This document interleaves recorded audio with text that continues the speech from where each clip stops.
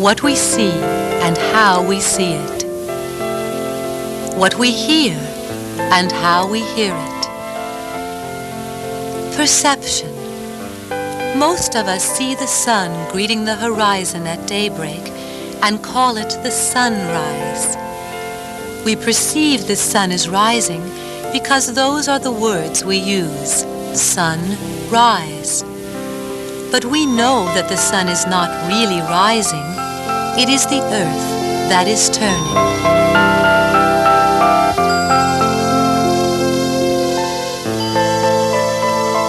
Perception. When we say the earth is turning towards the sun as the day begins, we have begun to shift our perception.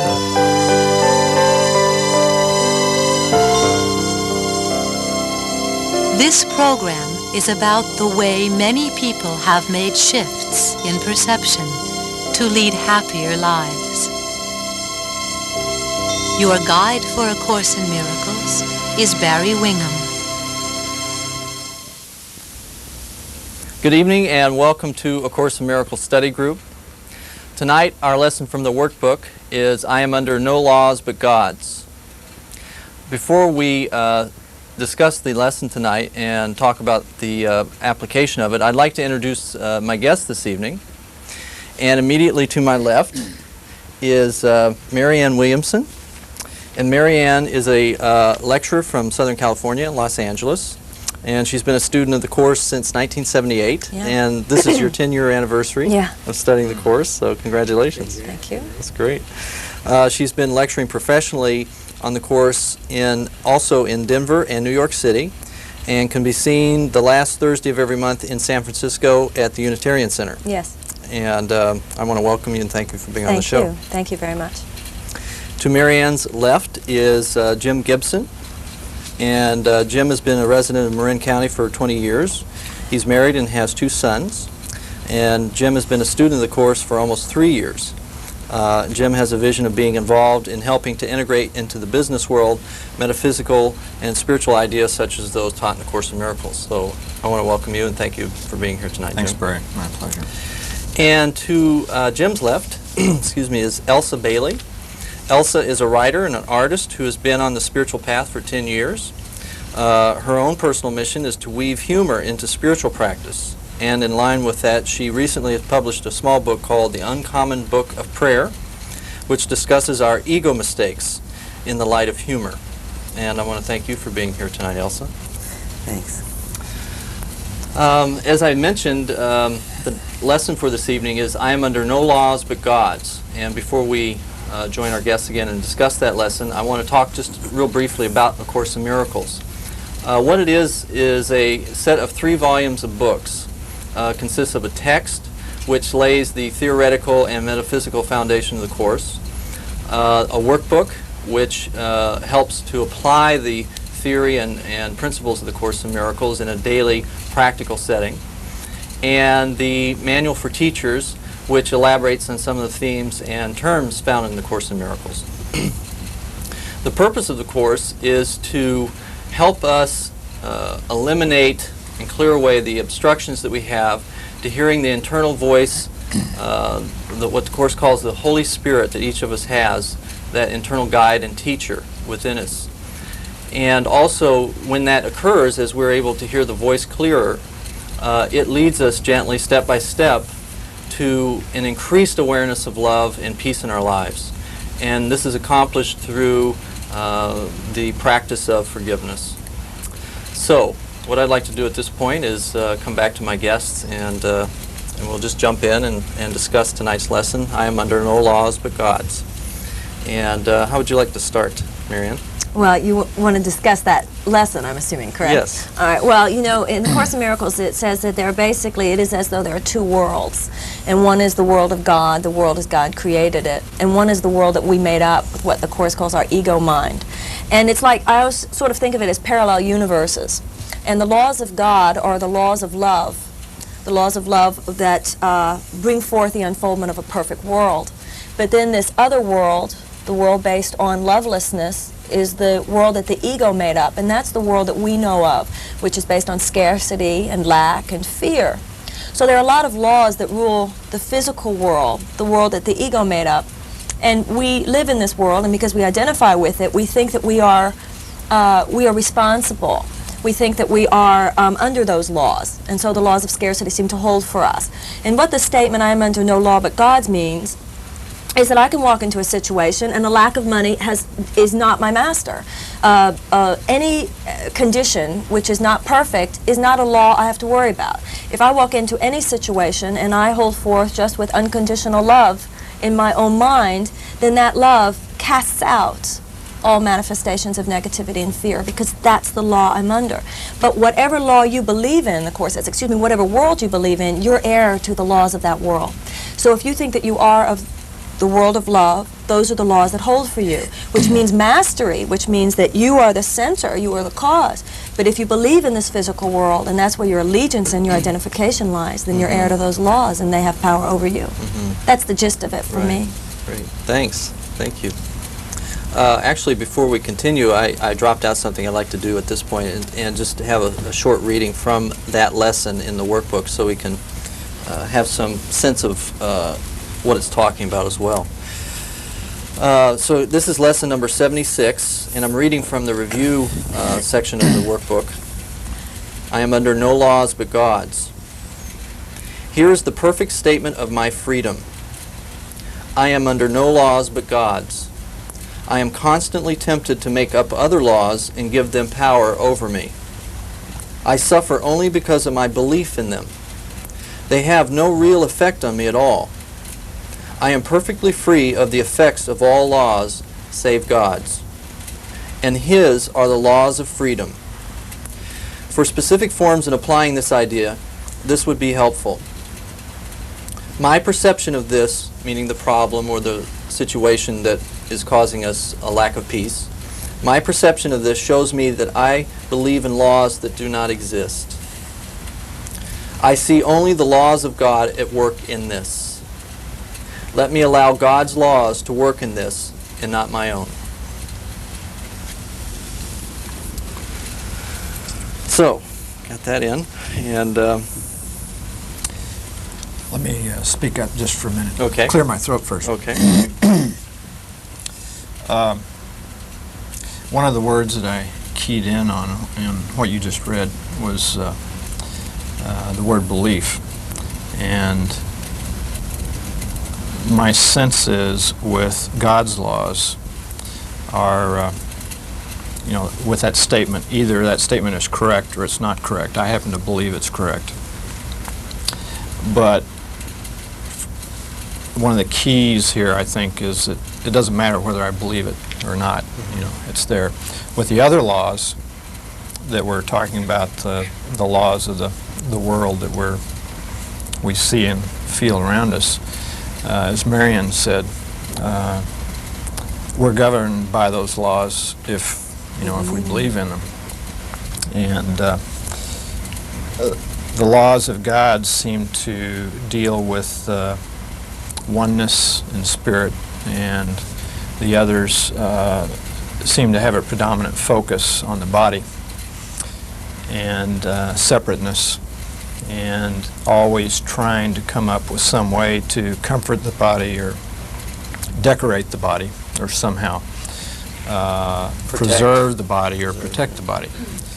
And that is, in my life right now, that's really particularly germane, because in my family we have a situation, my wife's family, where a member of that family is extremely ill right now. And depending on what your belief system is, this can be an extremely difficult time, or it can be a time that's eased by the belief in God's laws and the fact that we aren't separate, that we are all one, and that we're not having, if someone dies, it's not the end of the book, it's maybe the turning of a page or the end of a chapter. And, that's really helped me in that situation. So that's really comforting for you to know that that's the way it really is. Yeah, it is. And not what the appearance, is, Right. which is the end. At the end of the book, right? Chapter. Yeah, that's right. Yeah, thanks. I liked your wrap-up, Marianne. I thought that was, I mean, that picture you gave. I love this law, this statement of truth, and I also think it's one of the toughest to realize. And when I say realize, I mean more than just read it, and really more than believe it, because believe isn't realization yet. There's a lot of gorgeous statements in the Course, you all know, that are just like ointment. They're so magnificent. I feel the light of God shining through me now, and they can get us through a lot of stuff as a mantra, but this is like the heart of it. You know, this is a direct confront with our entire belief system. If I'm under the laws of God, and I'm not under any of these other laws, and so to get a profound and consistent realization of it takes, in my experience, you guys are probably faster than me, but in my experience, you're talking years. And yet, I have seen demonstrations of that like you all have, that just blow you away. My fave is, I was crossing a street in San Francisco, and there was a movie came to life. There were 3 cars that had a collision right as we were crossing the street. It was a cops chasing a thief, and they stopped 5 inches, no more. I mean, that's it, 5 inches away from us. Now, I knew that was the laws of God superseding, because even physics would tell you that they were about to tumble on and demolish us forever. Having been in that, and having experienced the miracle of that, and there have been others, I still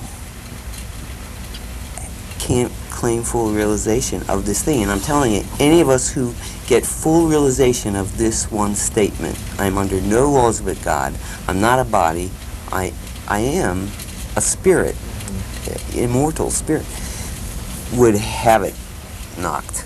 They'd be gone. Well, I think That's right. that's Well, that's true true. of They might not almost be. Bye. I think that's true of almost any lesson in the workbook, if you totally realize Some of it. them Because, more. you know, the Course is like a hologram. If you get one little piece of it, you've got the whole thing, really. Right. Or how about the other one, that other adorable one, there's no order of difficulty in miracles. Well, that's the first sentence in the book. I yeah. love it. Of course, we know there is an order of difficulty. No, I'm kidding. On the side. Careful, Elsa. Yeah, really. This one, for me personally, has been sort of like a Zen koan, because when I first read it, it was like, wow, I'm under no laws but God's. Well, what's God's law? You know, and then I hear, well, God's law is love and peace and joy and all that, but how do I fit under that law? And I mean, it's just like really taking that and working with it over a long period of time and letting it sink in to the extent that it became more, I became more grounded in that particular principle or that particular lesson. But when I first heard it, it's still almost unexplainable. You know, it's in one section where he talks about this lesson.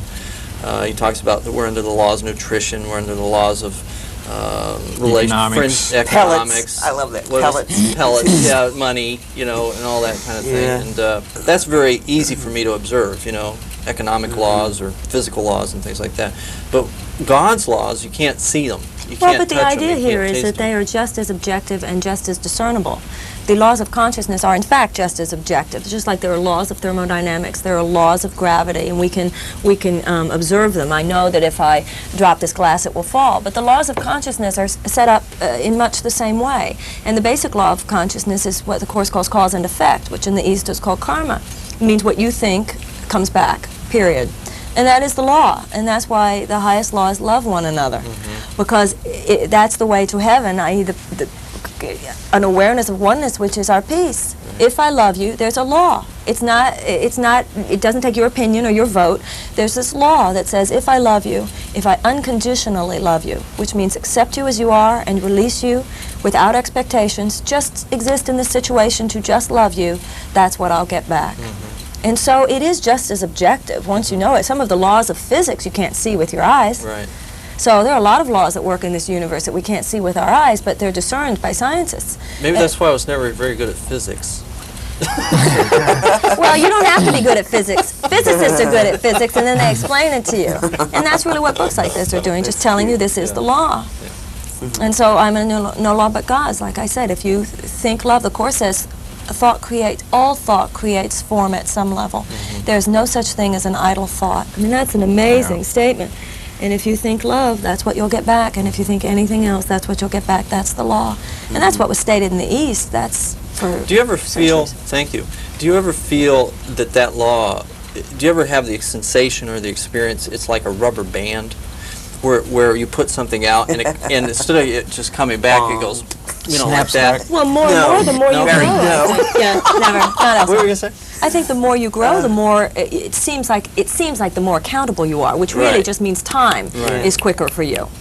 Definitely. Yeah, that's been my Power of experience. manifestation. It comes back so quickly now. Yeah. Really like whap, you know. But the good as well as the Yeah, is the both loveless, yeah. and that's why, of course, Both there's ways. miracles collapse time. You know, to me, the realization of that is one of the keys, the realization that your thoughts are really key in the whole thing. If you don't understand that, if it's never been explained to you, if you've never heard it, then it's like, you know, you haven't defined the problem. You don't know what the problem Yeah, is. exactly. And And you keep trying to you're- fix things you're by doing wandering things off. differently. Right, you're wandering off. But once you get that concept down, then things seem to accelerate and fall in place. Or at least there's a methodology to deal with it. So they do, in fact, accelerate. Gets calmer, though. Don't you think it's funnier almost? Like you were Yeah. talking before the show about something where you saw an immediate manifestation from some hot thoughts. It almost gets funny, doesn't it? There's a line in the Course where he says, talking about the power of our mind, and it says it would be funny if it were not so tragic. This part, Well. this part. But it also says that's how we got into this mess, was we forgot to laugh. The Son of God, the moment when the Son of Right. God forgot to laugh. Right. You know, it's one of the things I love to do is kind of make a concordance for myself of some of the topics that I'm studying and things like that. And laughter. When I first read the Course, I didn't think much about laughter. I remember that line, you know, the Son of God remembered not to laugh, and that's how we got into this. But just recently I started to pay attention to more, where does he talk about laughing in the Course? You know, where is it humorous, and I've started to make notes, and I'm starting to see it's like when you decide to buy a new car, you know, you didn't see that car before, Right. or very rarely, and now you see it all over the place. Right. There's a lot of references in the Course to laughing, you know, or laughter, the gentle laughter, and Well, it says which the I didn't purpose notice of our before. lives is to be happy. Yeah. He talks about Right. joy Right. Yeah. and peace, and also this is the author himself. There's a wry sense of humor in places. You know, Yeah. yeah. God does not wish to take from you the little that you have. I've always said it. That we cling to so tenacious. You can have your special Attachments. relationship. Yeah, right. Just look at Right, it. right. That is funny. So I'm under no laws but God's. So how does that relate, like when you're driving down the freeway? You're driving down the freeway and the law says 55 miles an hour. Well, I think that you can see that if you you say I only desire to be God's instrument. That, you know, the laws of spirituality are very simple. Growing spiritually doesn't mean we become more complicated metaphysically. Growing spiritually means we become simpler.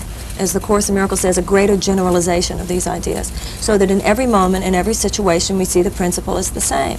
I desire, as a driver on the road, to be an instrument of God, which means totally taking care. I mean, when you're driving on the freeway, you've got other people's lives to think of.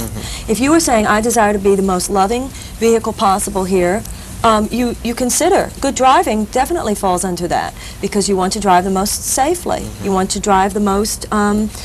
You want to be a good driver because you're taking care of other people's lives here, as well as your own. A gentle perception. Have you ever noticed sometimes? I sure have. Like I'll be thinking angry thoughts and then I'll stub my toe. You know, I'll smash a finger, and you can tell it's like I was holding it. I was into negativity and anger, and so then I'd smash my finger or something. But if you are allowing yourself and asking the Holy Spirit to guide your thinking and to just be a vessel for His peace and His love, your intelligence is actually brightened. I always say the Holy Spirit doesn't destroy brain cells.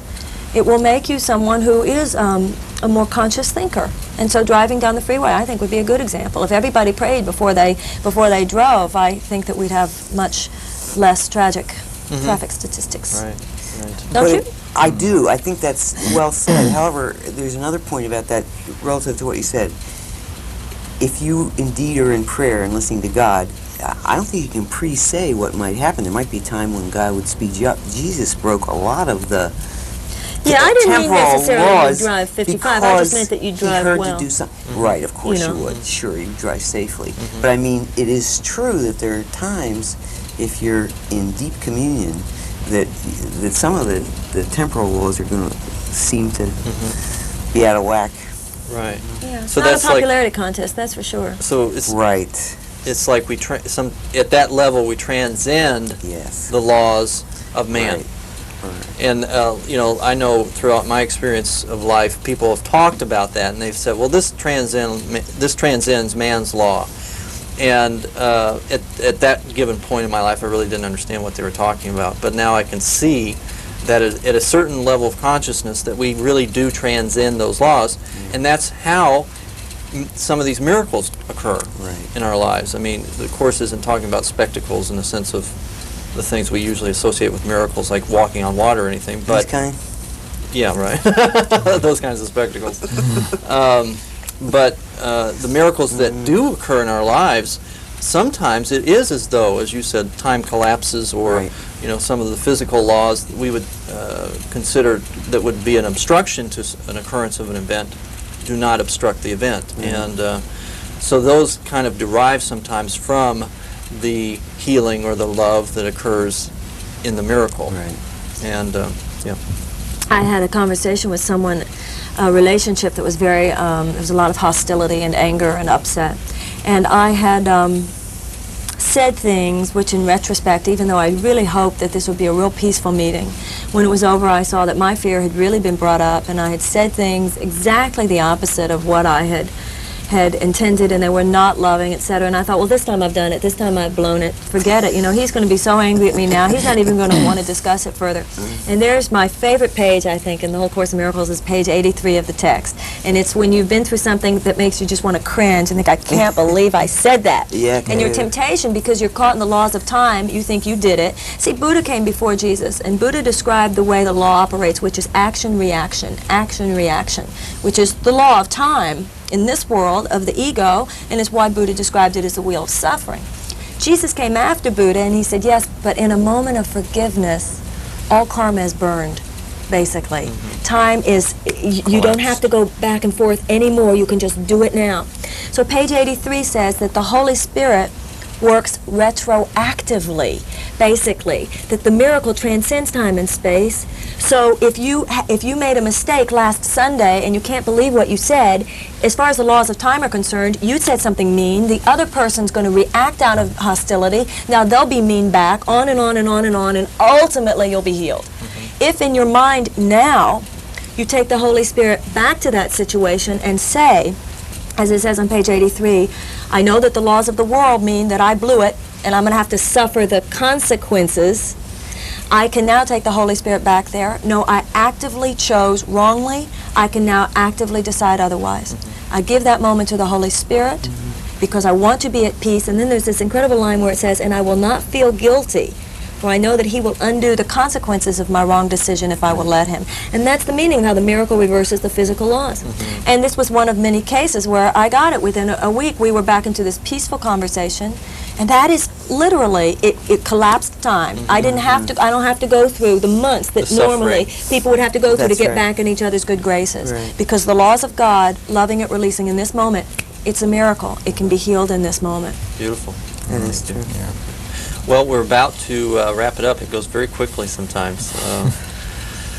And I'd like to offer each of you about 30 seconds or so to kind of have some closing comments, anything that you'd like to say to be complete for tonight.